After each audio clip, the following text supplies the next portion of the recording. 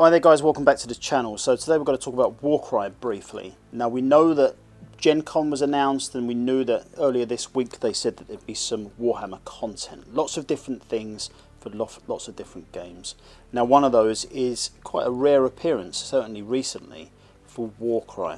So there hasn't been anything out for Warcry since way back deep early this year, which for that game is quite a surprise really. Normally Warcry is very heavily pushed, and lots of content. In fact, if you include all of the card packs and all that kind of thing that came out when it first launched, a couple of phases of those, there's something like over 40 different releases for Warcry so far, which is quite staggering. Now obviously new content means very exciting. Lots of people talking about different things. There's a few voices even talking about potentially a new edition. Now I really don't think that's what's going to be discussed at Gen Con this year. What I think it's going to be is certainly a new Tome of Champions 2021, and we'll talk about what could be in that in a minute. There may be some other releases, but I think that we are on a wind down honestly to a new edition. So I expect a new edition to be announced towards the end of next year. That will put 3 years distance between the start of when it first came out and a new edition, which is, more or less within the time frame of what they are with everything else. I certainly don't expect one to come along now, and one of the main reasons for that is that I think Warcry is a fantastic game. It's not broken in any way. I don't see anyone asking for a rules rewrite or anything like that. I think it's something that people are genuinely happy with. The only thing that may have dampened people's excitement about the game is just the lack of new releases. So I don't think it's a new edition. The other thing people are saying it could be is potentially a new starter box. Now starter boxes at the moment, the current one is the Catacombs box, which is pretty good. I know that the actual Catacombs system of play isn't people's favourite across Warcry generally. People like the open outdoor version of the game, but Catacomb has its place. But I don't think there's enough there to warrant a new starter box. Certainly I know that a lot of people that got Catacombs got the original starter box as well, so they got their extra rulebook, extra tokens and dice and all that kind of stuff.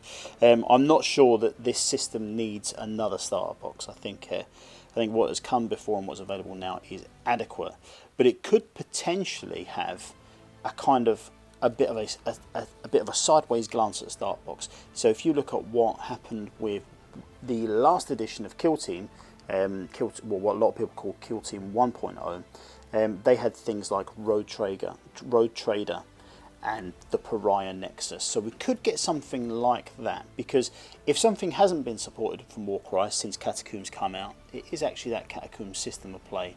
So what came out for that basically was that box and 2 boards to go with it, and no other content since then. But having said that, that could be addressed very well in a new Tome of Champions. So let's have a quick discussion on what could be in Tome of Champions. So what has featured in there before is information that's been released in White Dwarf, which honestly we haven't had any White Dwarf content for Warcry in a very long time, and things that have been released on the Warhammer community site, for which we have had a fair amount. So this year we've had the Call of the Ever-Chosen campaigns. So we've had, I think, 4 or 5 of those. We got the Morrock Orc Hills campaign. That included rules and stats for Thunderstrike Stormcasts and the Cruel Boys. We had the Depths of Silontum. That was another campaign, and that included rules and all the fighter cards and that kind of thing for the Soulblight Gravelords. We also got stuff for the Lumineth. That was the Forlorn Hope campaign, and then we had a little bit of stuff for the Cursed City box, the short-lived Cursed City box. So that was a Fool's Trove and Orphan Khan. That include some more Restless Undead rules, and a few other fighter cards for some of the Cursed City antagonists. Okay, so we had all of that. We also had the Purge of Anvil Guard campaign, but that didn't include any new fighters and that kind of thing. So all of that stuff, really, all those campaigns could feature in it.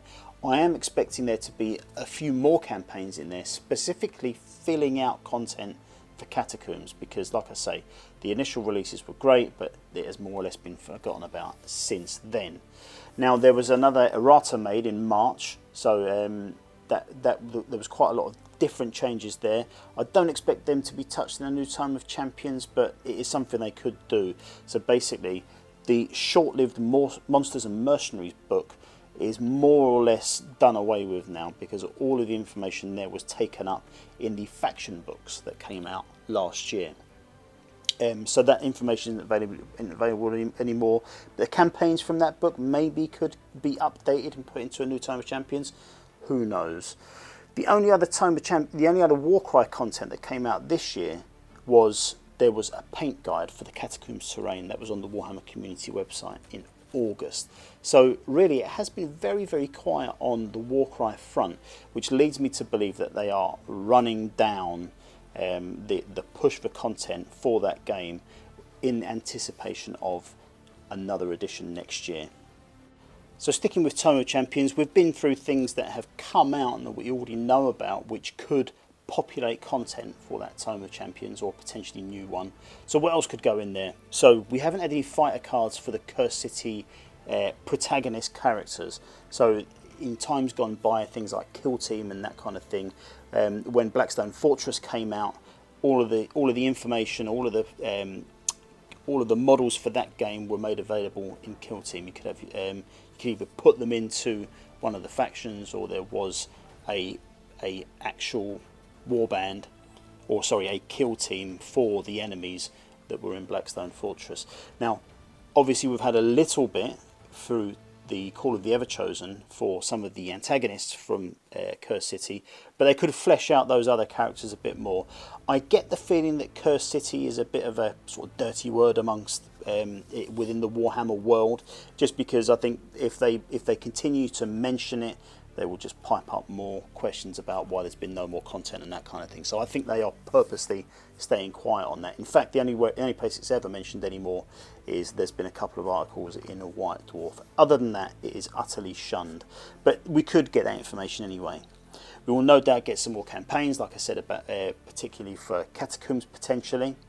We've got the dragons coming out for the Stormcast Eternals soon. They are due out, I'm assuming, by the end of the year. So again, we could get rules for that. If you remember when Sons of Bahamut came out, there was some play options, including those big giant models in there. So there could be something for dragons as well.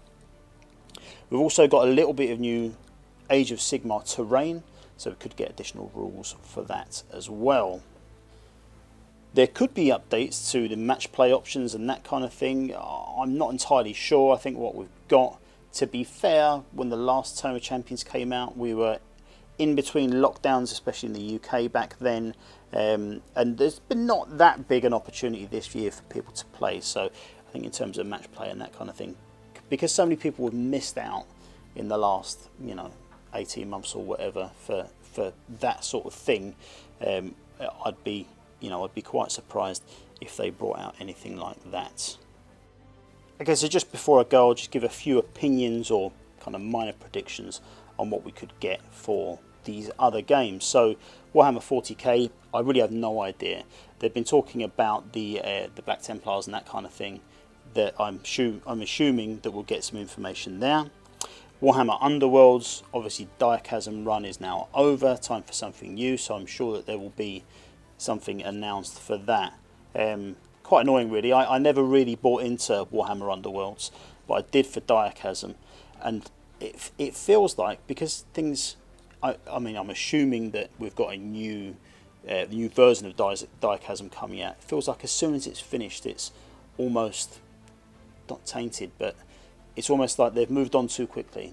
They haven't allowed me to enjoy the game and expecting me to buy more already. But there you go, Warhammer Underworlds. Blood Bowl, not sure. I'd love there to be a vampires and a Norse team. I don't think it's going to happen, but that would be great. As we venture back to the old world, things like that might be looked at a bit more. Necromunda, I don't play Necromunda, I have no idea. Warcry, we've discussed. I think new Tome of Champions, potentially new warbands and that kind of thing, maybe. I'm not sure. An intermediary box in the vein of Rogue Trader from Kill Team, or Pariah Nexus, or maybe even Arena. I mean, a lot of that has already been covered by Catacombs, but I'm not saying that there can't be more. So potentially that as well. And then finally Kill Team. that's something I'm really interested in, to see what happens next. I'm hoping for quite a big announcement in terms of, I know they've put out that 3 monthly schedule, and that alludes to there being every 3 months a box that includes some terrain and some new kill team models. I'm hoping we get some information about that. That's very interesting. I'm hoping it's just not a new book in the vein of when Kill Team Elites came out, or Kill Team Commanders, which was basically a new book containing some new models. That kind of stuff is starting to piss me off now, to be honest with you. When when you release an expensive book, the compendium for what it is an expensive book for £30, or I can't remember what it is in dollars. I think it might be $55, something like that. If you include that and then you make the contents of that pretty rubbish within a short period of time by bringing out lots of new models, which are going to muller all those kill teams by introducing commanders and elites within such a short time frame, I'm starting to get a little bit fed up with that sort of monetization of what we've already got. So, but we'll see. I like new models and I like terrain, so let's see what happens there. Hopefully we'll get more of that. Now I'm going to leave it there, so thanks for watching, guys, much appreciated. Let me know in the comments what you think is coming for Warcry, or if you've got any thoughts on the rest of these games that are coming out. Let us know what you think it might be. I am excited for it. I'm very much looking forward to it. I love Warcry. It's probably my favourite game. In fact, I'm moving away from playing 40k and Age of Sigmar, and I think I'm going to be concentrating on Warcry and Kill Team going forward. And I think it's because I'm no longer willing to just spend money to stay in the game. I think that with Kill Team and Warcry, hopefully I won't have to do that. Obviously we do need to spend to stay in the hobby and that kind of thing, but I think that for 40k and for Age of Sigmar, yeah, it's just not cost effective at all for me to continue on all fronts. So if I have to drop anything, that's what those are gonna be. But as I say, thank you very much for watching, guys, much appreciated. I'll see you all very soon. Depending on what's announced at Gen Con, I'll do a follow-up. If it's anything really exciting, I will definitely follow up. So yeah, watch this space. I'll see you soon.